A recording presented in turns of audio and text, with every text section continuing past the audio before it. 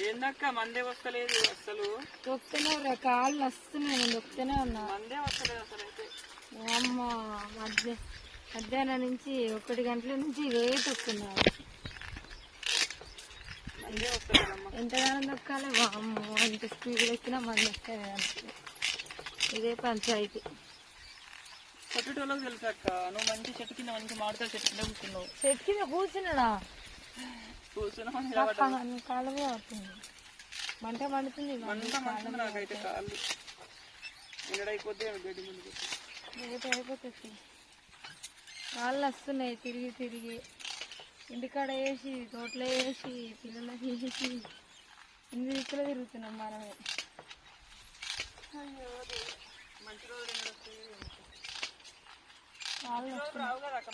మనకా వస్తాయి, ఎదురు చూడాలి.